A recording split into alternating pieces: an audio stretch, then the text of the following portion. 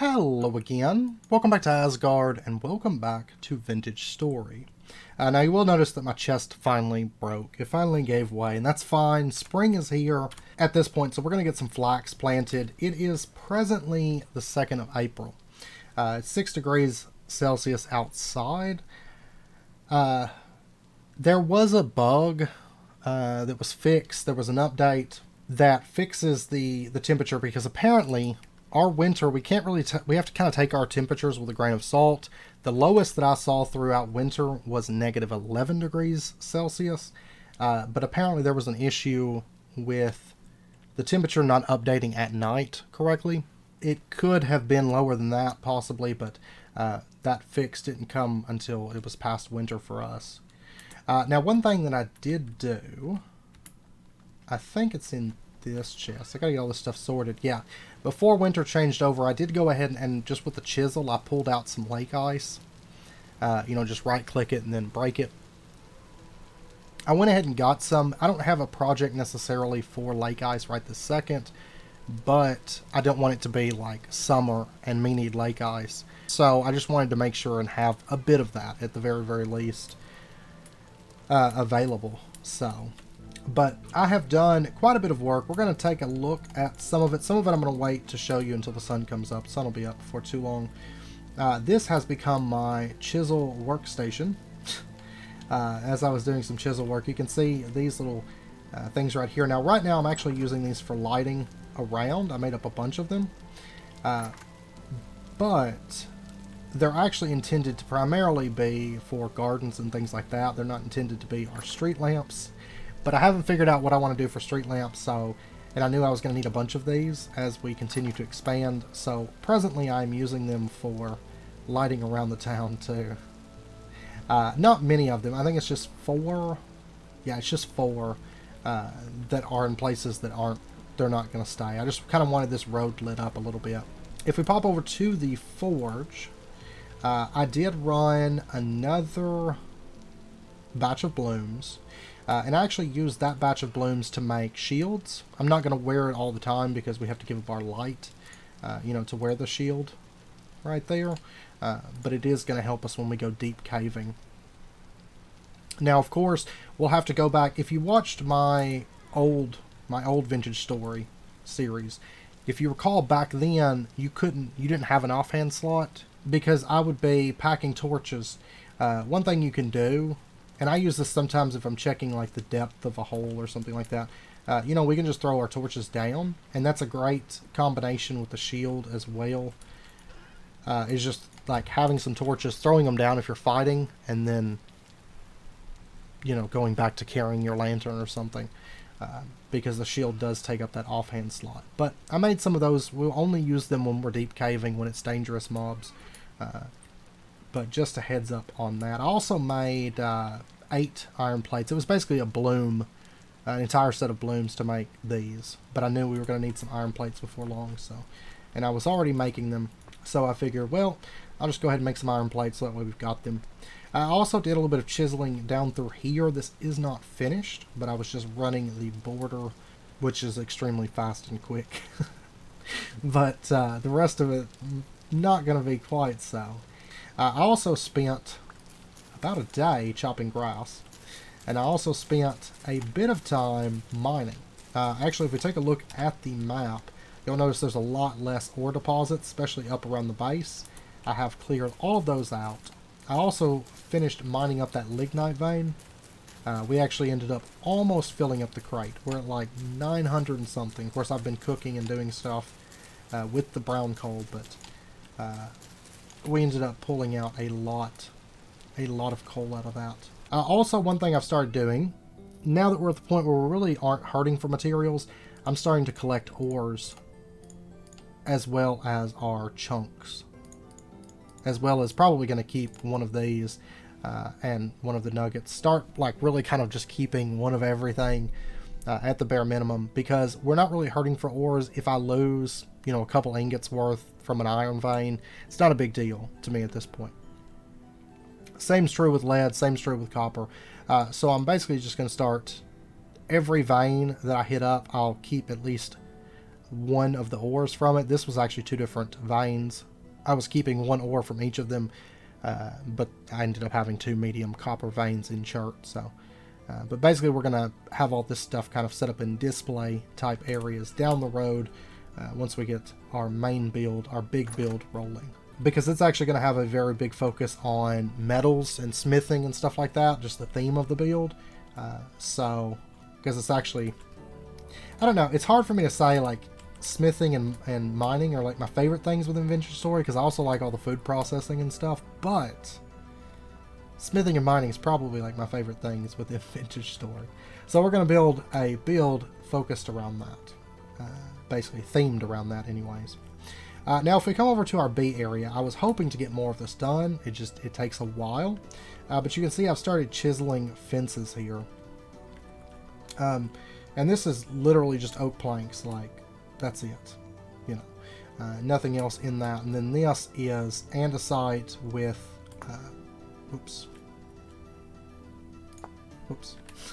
andesite with slate cobble. It's been a great use for all of my my andesite, but I still have a lot of it. But basically we have gotten rid of our fences that were around the bays. Also moved our honey barrels over to here. But we've gotten rid of the fences, and now we just kind of have this big space that connects them. Still waiting for these to get bees. So that one's finally... It took it a while to detect the flowers at the start of the year. These other ones have been going, though, pretty well. But this is actually where the lights were intended to go. But then I was wanting them in some other gardens, and we're going to be expanding our bee areas as well. So I was like, well, I'll go ahead and make a few of them while I've got them sitting here, and then I ended up using them for street lights for now. But a long term, they're just going to be garden lights. All of these are ready to go, but I need to get my bees to spread.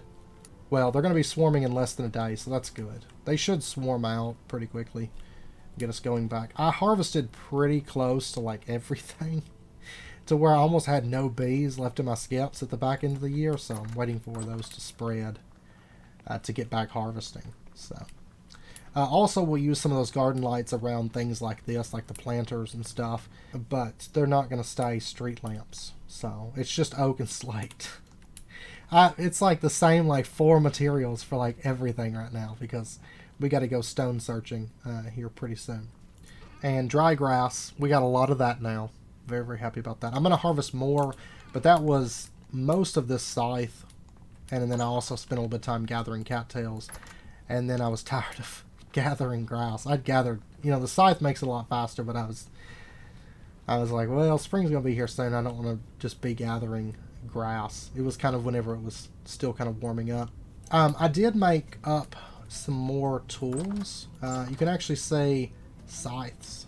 That's actually where I got my scythe that I'm using, and I used a few pickaxes, and over here we've got axes and shovels and shears and all those good things. Oh yeah, that's where my 1 iron shovel is. Let me grab an iron axe at this point. I'm probably going to make like 8 or 10 chisels, because whenever I start chiseling, I really just like to chisel. And I spend so long chiseling. But let's go get ourselves... the thing about fruit trees that's really difficult is the chance to actually move these is so low. But it is a pretty good chance that your trees are going to fail when you go to move them. And once we get into grafting, so we can have like multiple fruits on the same tree. You know, like in real life, I actually have a tree out front. Wow, I am cold right now. The wind is extremely high though, and I'm wet. But in real life, I actually have a tree in the front yard that actually produces 6 different kinds of fruit on it. So we can kind of do somewhat similar within Vintage Story, where we can graft our trees. But for right now, what we're going to need to do is take one of our yellow apple tree branches. We're just going to clip that off. And what we end up with is a yellow apple tree cutting. And we can plant this 25% survival chance. But we're going to leave that tree to hopefully grow some more branches on it. I don't want to, especially with trees that are near our base like this, I've got to go to a fire pit real quick. I'm freezing. I've got my plants out and I'm freezing. But to be fair, I think it's been like a steady, oh my gosh, but my body temperature's dropping. It's because of this, I'm telling you. And because all this stuff is like beaten and battered now. I think this is actually colder than I got all winter, and that's what's weird. Like my body temperature, 32 degrees. Like, warm me up. We need umbrellas in this game, I swear.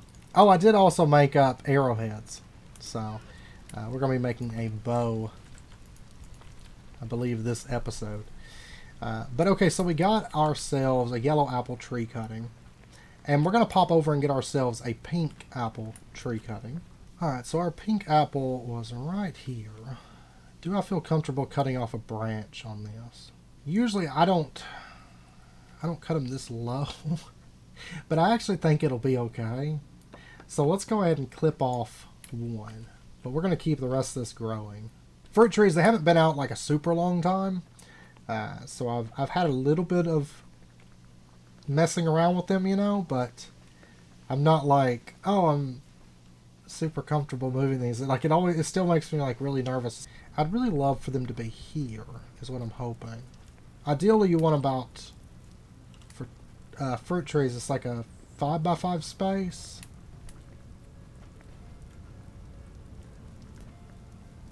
And that would be fine if I had one on each side of the road. Yeah, let's try that. I mean, that fence is going to be in the way right now. But, and I don't think soil type actually matters with your trees. So we're just going to go with like medium fertility. Right now this is all sand, but it won't be long term. Let's go ahead, because what I'm wanting is I want my trees to kind of flank my fields. Because we're going to end up putting a bigger fence around this and not have these little dinky fences. And I just really love my trees to be on each side of the road so you can kind of walk down between these fields. But you'll all have kind of a big wall around it. But kind of walk through and there'll be trees on each side of the road.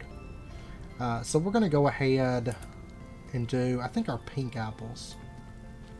And once that one grows a little bit more, I don't want to cut it down to where it's like barely could be called a tree. So I think we're going to go with just one right now. And then I'll cut some more off. I'd like to have one on each side of the road and then one each of the yellow apple. I could cut off another yellow apple, but I don't.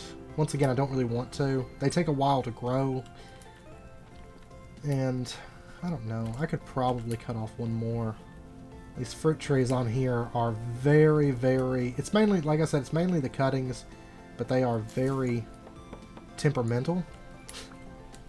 As in they just die. It's also very weather dependent. So if it's your first time planting fruit trees, I do suggest you look at the temperatures on these. I don't know if it tells the temperatures on here though. I usually just look online, but for example, olive tree cutting, it doesn't know.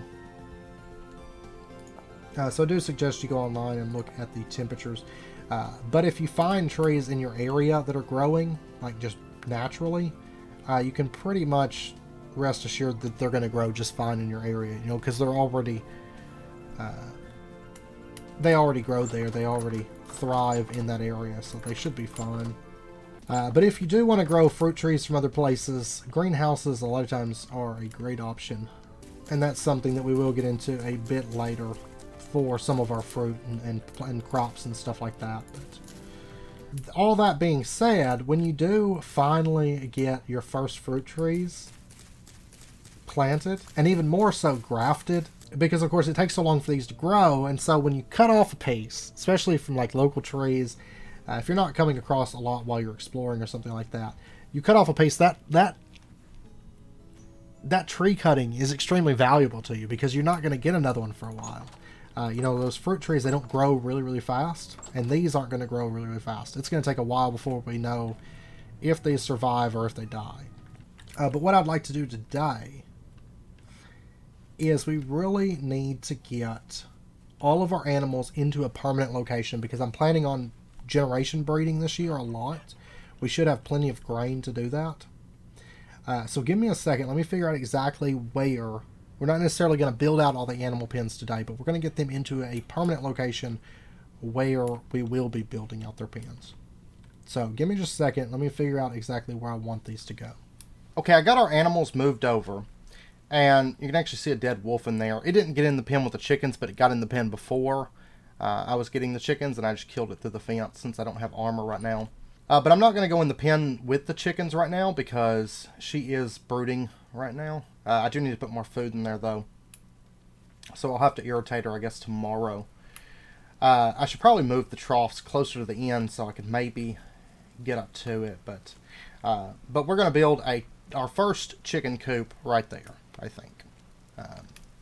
Originally, I was going to breed them over there, but I just feel like getting them out of the way. Plus, I got some stuff that needs to go back there.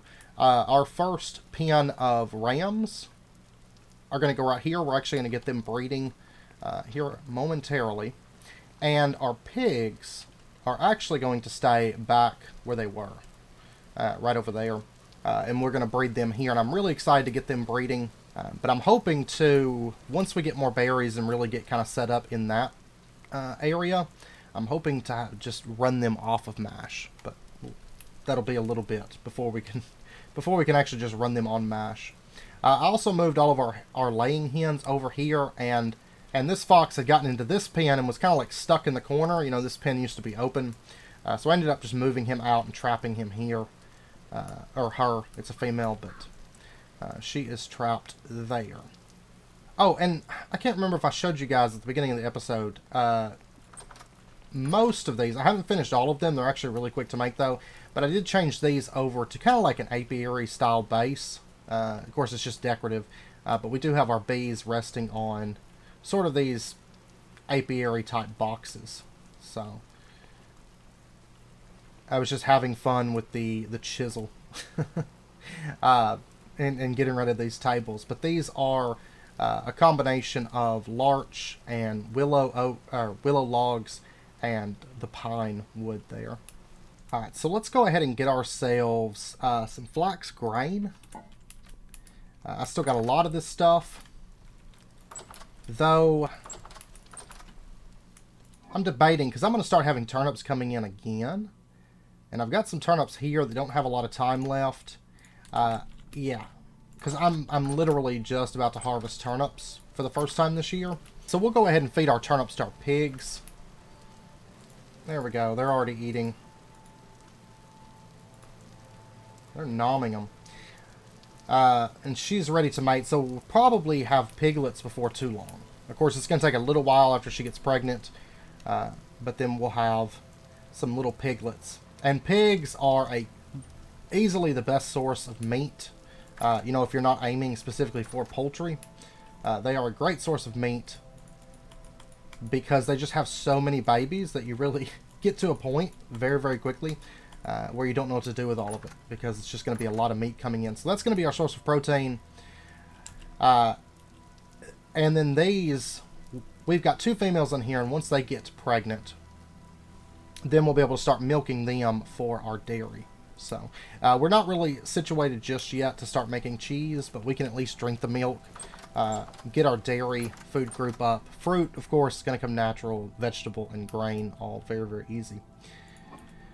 Okay, so let's toss this back in there, and these turnips.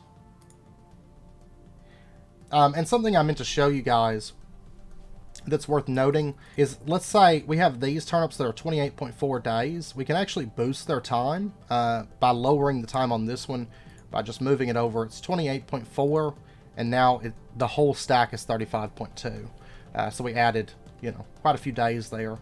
So if you do have food that's about to go bad, just mix it with food that's still got a bit of time on it, and it'll kind of average out, and you'll be all right. Your food won't go bad so quickly, but for right now, we're going to turn our general food section of our cellar, which actually I'm probably going to end up changing this from general foods to like a fermentation cellar room, I think. So we'll have more like fermentation, because I really think that cellar out there should stay general foods. We store general foods there, and then we do fermentation here, which technically doesn't need a cellar, but we're going to put it in a cellar. We'll have our honey emergency area, which once again doesn't necessarily need a cellar, but we're going to have one. And then we'll have our jam and pickling back here. So we're going to make our first bits of jam today. But what we're going to do, let me get something. This is going to be hideous for now. But like I said, this is just a temporary fix. Alright, but back in here, let's go ahead and set ourselves up. Like I said, it's going to be super ugly. But let's set ourselves up just a couple trapdoors here. And we are going to put some water in there so that we have access to it, because we're going to be using a lot of water down here. Okay, let's go ahead. We are going to get ourselves some barrels. Do we want to make more than that? That'll be good to... yeah, let's actually go ahead and make another 2. Because I plan on doing this in bulk, and I really don't want to have to wait on the liquid whatsoever. So let's go ahead and do that. Okay, we'll get to these in a second, but what we're going to do is go ahead and fill these up with water. So we've got 50 liters of water in there. Gotta love the 1 block infinite water source. I absolutely love it. Now, the way we're doing it right now is usually not how I do it. I would, preferably, we're going to make a well and actually have it kind of make sense, but right now we're going to just kind of get this running because it does take a bit. Now, at this point, we are going to run over and get ourselves some oak. Okay, and armed with our oak and our barrels of water, what we're going to be making is we're going to be making tannin. No. I just want 5 of these. So you can see that with 5 of these and 50 liters of water, it's going to turn the 50 liters of weak, it's going to turn into 50 liters of weak tannin after 24 hours of sealing. And let's go ahead and do that for all of these, because I want to get our tannin being made, because it actually takes a bit, especially if you're waiting on it. Because when it comes to making your strong tannin, you need your weak tannin. So it's kind of like a double processing step, and this way we can at least get a few barrels going. I'd like to have more long term, but for right now, 6 barrels, 3 weak, 3 strong is going to be good for us. So now we're just going to seal these off. Boop. And you can see it's sealed for 0 hours after 24 hours. But then after it reaches that 24-hour mark, it is going to become, all of these are going to become weak tannin. And then these back 3, we're going to reprocess them, 5 more oak logs in each one to get our strong tannin. Okay, so now we are going to make ourselves some lime water. Luckily, we found chalk. But actually, between episodes, I did discover... let's see, up here to the north, there's shellstone here, but there is brown coal and borax. They're bits. So it's an above ground source, but there is brown coal and borax basically mixed together. So it's like a combination surface node of the two. So that's actually a really good find, but we do have chalk now, so borax isn't as big of a necessity. Alright, so we're going to take our chalk and we're going to grind this up. But for this, you can use lime water or the diluted borax. So if you have borax, if you have limestone, or if you have chalk, you're in a pretty good spot. It's pretty common to find one of the 3. But we're actually going to be making full barrels of this. So 50 liters of water and 50 of our lime per barrel. So I want to make a big batch of this.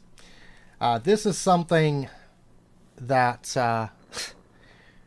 is going to be a lot easier once we get our mechanical power up and going, because getting chalk is easy enough. Now, borax is a bit better. It has a lot better ratio, but lime is... it takes a bit more of that, but it's just stone. You know, it's super common. So, and even though we don't have our spaces set up for doing our leather working, for right now we can do it in the cellar. I would like to get the area set up here fairly soon, but it's not my highest priority right now. My highest priority, honestly, is animal pens and the windmill, and then breaking ground on our big build, because I need to start working on that, because otherwise I'm going to put it off, because it's going to be a bit of a project for sure.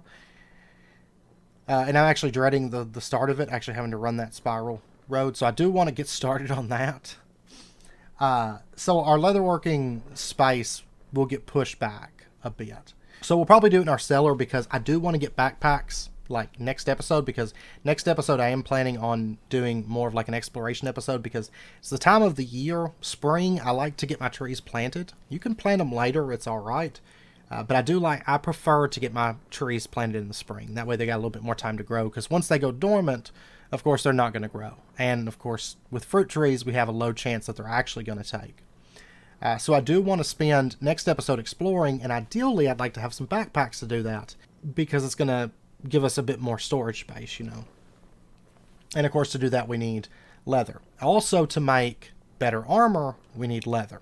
So once our flax comes in, we're going to make some more gamboys, or another gamboys chest, just so we have that. I've been trying to be kind of careful with wolves, like trying to get them trapped in fences, or between a fence between me and them or something, since I don't have that chest piece, because I know they will deal a bit of damage. That ram hurt me, just trying to lead it over because he kept hitting me. But once we get excess leather, then we'll make some proper armor too. So, like I said, the ratio is 1:1 liters of water to our lime. So we're going to need 50 of this. Drop that in there, and you can say 50 liters of lime water. Boom. We just got it. Because we're just mixing it in there, whereas our tannin kind of has to sit for a bit. Okay, there is our 50 lime. And so we're just going to go ahead. Did I not fill this? I guess I didn't fill this one up with water. Okay, let's go ahead. There we go. We got that. Okay, but at this point, let's pop up. Let's see. It's 2 liters for small. Medium is 4. I can do 12. This is from all the wolves. I can do 12 per barrel. So let's do that. Let's go ahead and get 24 medium hides going. So we'll go ahead and drop that into there. It says we'll turn into 12 soaked medium hides after 20 hours of sealing. Let's go ahead and seal that up. And then we're going to go ahead and seal that one up as well. And we basically have like 2 liters left over. So that's fine. It's not a big deal. I'm already like, I'm getting flooded on turnips. I'm going to actually go out and feed my pigs today. And I need to feed my chickens too. And my rams. But look at that rooster. I actually went out over there and just ran them in. But we ended up with a really pretty rooster. Like, they almost match. I love the coloring on it. And actually, how many... we have 5 days remaining for our hen box. But okay, now at this point, another thing that I would like to get up and going. Let's go ahead, fill that up with some water. And we are going to start fermenting some alcohol. So we're going to take our flour that we made. This is spelt flour, which, if I recall, it can be used. Certain flours, I think it's mainly flax, can't. So 50 liters of water, 50 spelt flour is going to turn into 10 liters of spelt ale after 14 days. So we're going to go ahead and seal that up. Because alcohol on here is fun. So I want to get that up and going. Just a little bit of that. Because we're going to be making some other drinks here soon. Because this year we can start processing all of our berries. Let me check these turnips because I want to get these turnips flipped. It's nice having spring back, but I always feel so busy in the spring. Because like during the winter I can just build and mine, and then like in the spring it's like, oh, I got chores again. Okay, so let's look at the recipe now for the fruit press. It's time we get one of these. Boards, resin, fat, iron ingot. Actually, I think we can use a copper ingot, right? Yeah, there we go. I saw copper ingot. Okay. That is fine. So let's get ourselves just a couple pieces of our resin. And we're going to need our last copper ingot. I'll make up some iron ingots between episodes. Maybe. I was going to, but then I ended up making plates instead, which I'm glad that I did because we're going to need those plates fairly soon. Another thing I need to make up is chain. Oh, by the way, I did mine up. We have boxes of blue clay and fire clay, as well as a little bit of overstock here. So The fire clay deposit, I actually mined, or I dug up all of that, and then I found another, like, I think it's a smaller one. I think it's like a split off of that one. But there was another one right next to it. So, and then you can see our blue clay. This ended up being a pretty decent sized area of blue clay, honestly. But you'll oftentimes see recipes that take a hammer and chisel as we start moving into mechanical power or anything kind of like this. And so you just put them in your crafting grid like that. It takes a little bit of durability, but that's it. But now we have ourselves a fruit press. And between jams and pressing our fruit and getting mash, which is doubles as pig feed, we are going to be processing down all of our berries this year. Heavily processing them down. So we're going to put our fruit press in this room with no space. I'd like to save that back in for barrels. So let's put our fruit press in right here. We're going to take a bucket, go ahead and put a bucket underneath that. Now, we don't have any fruit just yet, but we're about to have fruit coming in. Okay, now I actually have enough lime at this point to run these again once they're done. They still have a little bit. But these are done. You can see they unsealed themselves, and we have 50 liters in each of these of weak tannin. So now at this point, we're going to go ahead, and these ones in the back, we are going to put 5 more oak logs, and it's going to turn the weak tannin into strong tannin after another 24 hours of being sealed up. Oh, and I did want to show you that our bighorn ewes are pregnant. You can see up there, it is pregnant and is pregnant. Both of those are pregnant, so we'll have baby rams in, I want to say it's about a week or so. I don't remember the exact time. I usually don't track that. One day I'll have babies, you know. And I haven't checked our pigs. Yep, our sow is pregnant. That's great. So we're going to have piglets. And the nice thing about pigs, like, you can't milk them or anything, but they make a lot of babies. And we're going to be using those for a lot of our meat and fat sources moving forward. We also have to get our berry bushes all kind of organized a little bit better. If you take a look here, we now have 2 liters of lime water in here, and we have 12 soaked hides. So let's go ahead and take these out. And what we're going to do, let's grab ourselves a couple bowls, and we're going to go ahead and fill these bowls up. And we're just going to move this excess little bits of lime water over. So that way we don't waste it, but we also aren't tying up our lime water barrels with that.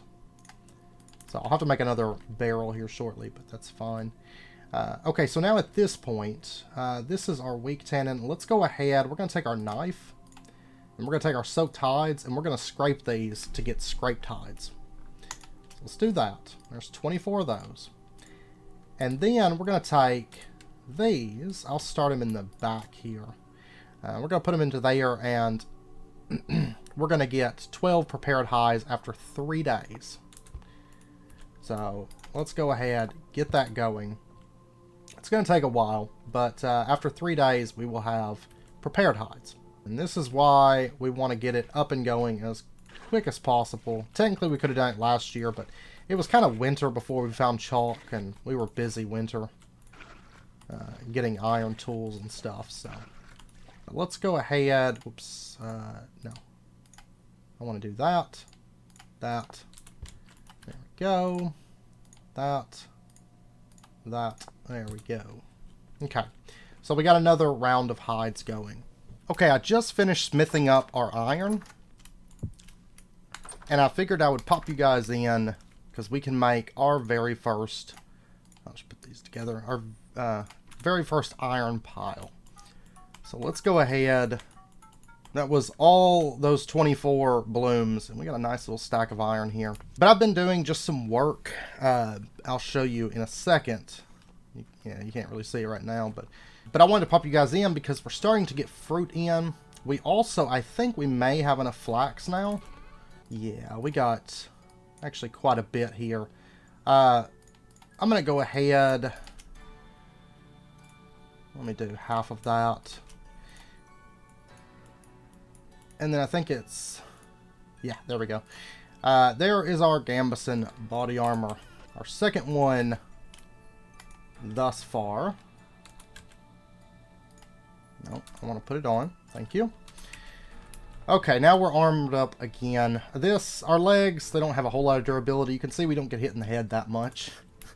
Our brain is still intact, so I really hope like all these take. That would just make my day. I don't have high hopes for that, but that would totally make my day. I don't know about you guys, but I just have this like affection for my fruit trees. Like I don't want them to die. I know most of them aren't going to make it, but I just, you know, I'm like praying that they'll all make it. Alright, now at this point, I'm going to go ahead. I'm going to grab a bucket of honey. I know I'm not supposed to be tapping into that honey, but I'm gonna. Alright, let's go ahead. Toss all this in. And we're going to be doing, let's say, we'll go with like cranberry. So I'm actually going to need 24 liters. So we're going to go just like that. And that's going to make 6 servings of cranberry jam. Sounds good. And then let's go ahead. Let's put our honey in. Our bowl.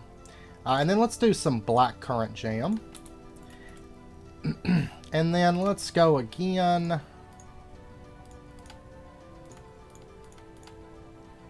I'm going to need just a little bit more honey in this. Boom. And this time we're going to be going with a blueberry jam. We'll mix it up a little bit. We don't want to get tired of the same jam during the winter. I actually can a lot of jam.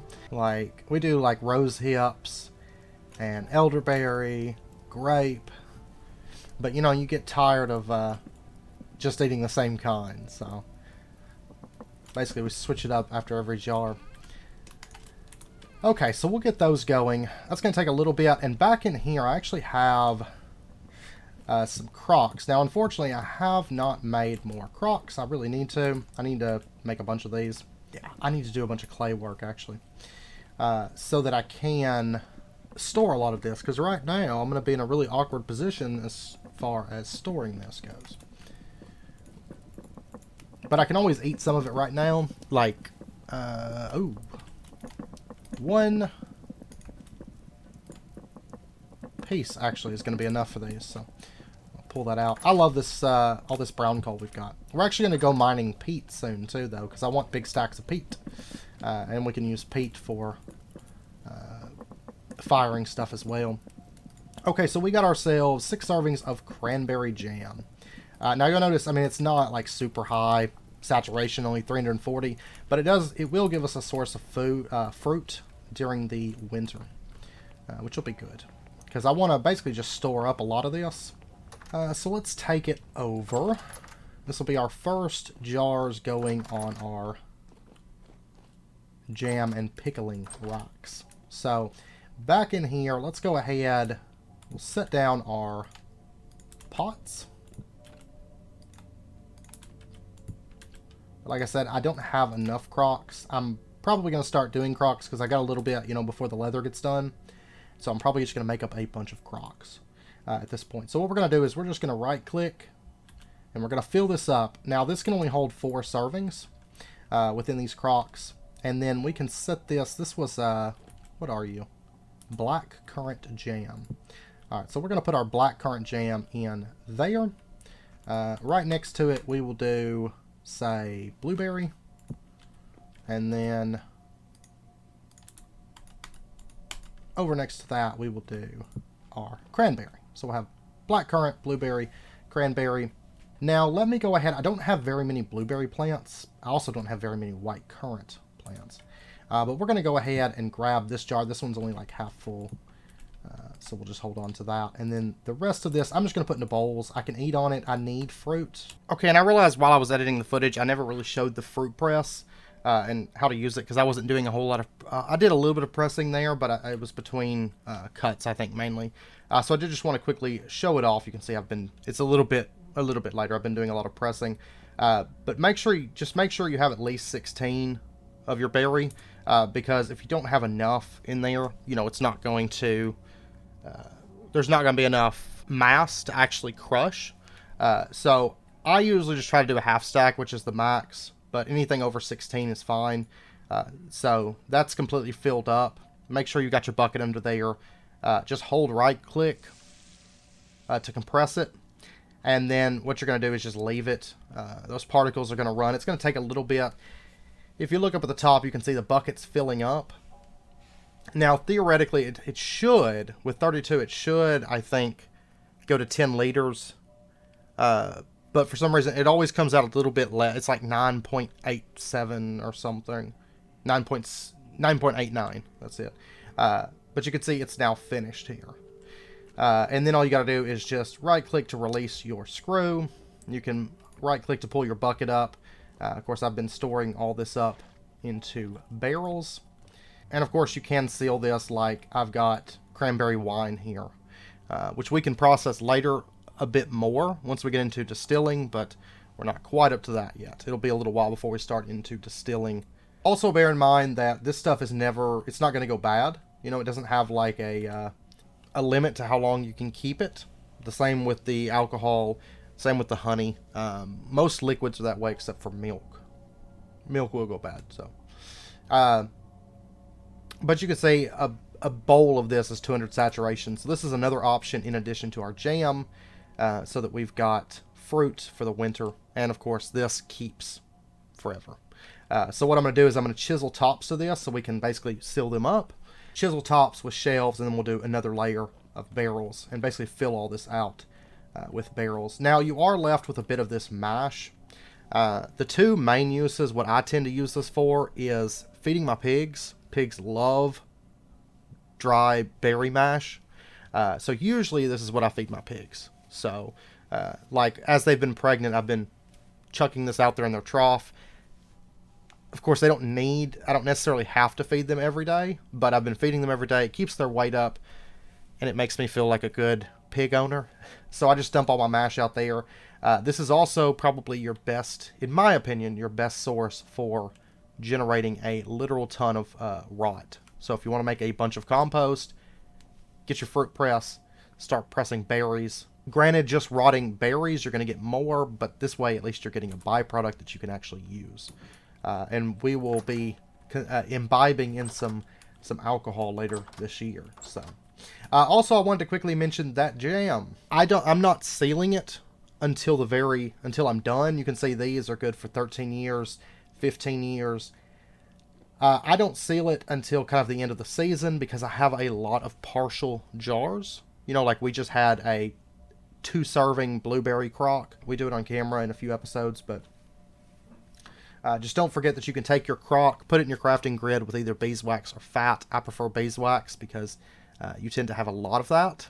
Even if you're making a lot of candles, you're still probably going to have a lot of beeswax left over. And then you can seal up your crock, and that way it's going to keep for a whole lot longer. But I just quickly wanted to mention that because when I was editing the footage, I realized I didn't really make a mention of that. We cover some of this stuff in later episodes, but it relates to this episode, so.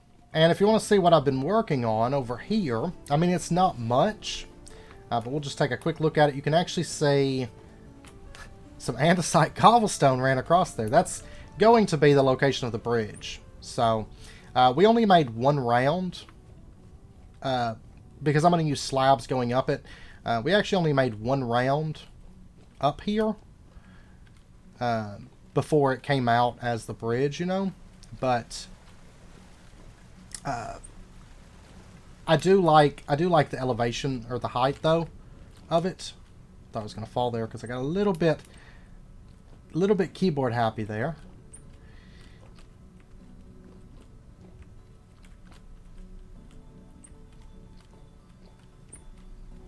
But if we make our way up here, you can see the elevation that this is at, and it goes across, and you can see where the bridge is going to connect over to the main mountain a little ways into this smaller one. So, and just kind of dug this out a little bit.